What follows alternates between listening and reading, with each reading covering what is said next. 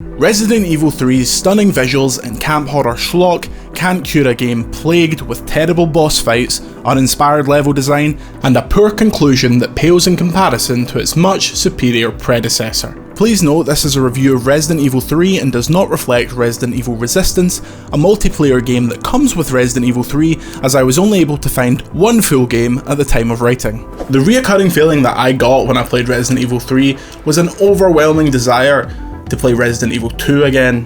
While the zombies are still as shambly as ever and the game is a graphical powerhouse, the situation Jill Valentine finds herself in simply isn't as compelling as the Raccoon City Police Department, and unfortunately, Carlos is no Leon Kennedy. Resident Evil 3 Remake takes the same approach as Resident Evil 2 Remake, recreating the beloved PS1 games in a no-expense spared restaging which captures the spirit of the original while leaving the clunky mechanics in the 90s. Fixed camera angles are gone, replaced with an over-the-shoulder third-person view. This obviously makes the game far more playable, although the shooting itself isn't spectacular. It's not an issue in the early segments, however later in the game a bizarre focus on shooting brings the subpar handling to the fore. Throughout the game you are pursued by Nemesis, a big angry bouncer at the world's worst nightclub looking character that stalks you and creates tension by forcing you to make decisions quickly and prioritise speed.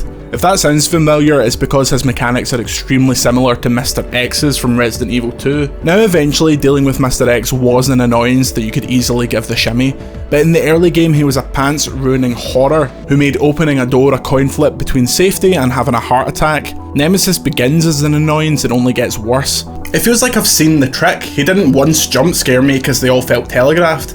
It didn't seem like he could get me from anywhere on the map, and a lot of that is to do with the level design. The opening area is a street with several shops that Jill has to navigate through to find items, which as a gameplay mechanic makes up the majority of the game. What this means is that if Nemesis is chasing you, you can practically send a text in the time it takes him to get across the street to murder you. Where the RCPD was a maze of tight corridors where it felt like capture was inevitable, navigating the streets of Raccoon City feels more like a mild inconvenience. At one point you even return to the RCPD and it's by far the most tense point of the game, further making me wish that I was just playing RE2 again. Though the streets may be lifeless, visually they are stunning. The use of bright contrasting lights with pitch black corridors makes for some of the starkest visuals in modern action games, and the facial animations are equally impressive.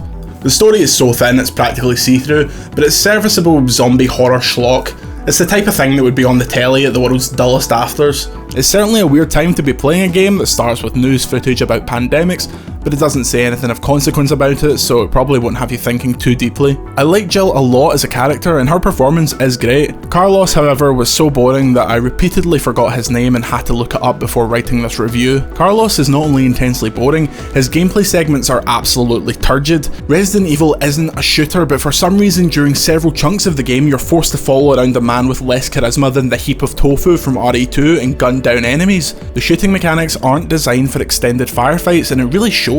There's little weight to the guns, enemies act like they're being tickled rather than showered with bullets. Carlos's segments also introduce stronger enemies that seem to have been deployed as a stalling tactic rather than an interesting gameplay challenge. I loathe game design that uses bullet sponge enemies as a means of difficulty and frustration, and the Carlos segments are full of them.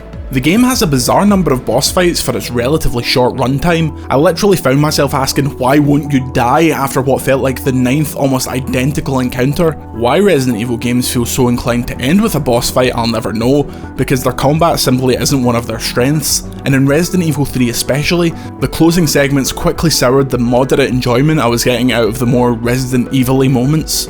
Resident Evil 3 isn't a bad game, it just feels reheated.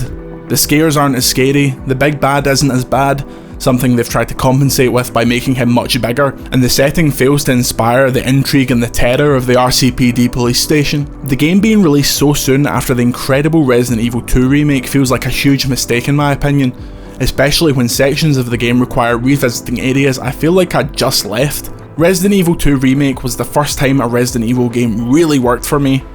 Resident Evil 3 Remake reminds me why they usually don't. Thanks for watching this review of Resident Evil 3, let me know in the comments below if you plan on picking up the game. Until next time, check out another one of our reviews and subscribe to the channel. Until then, I'm Jordan Midler, see you later.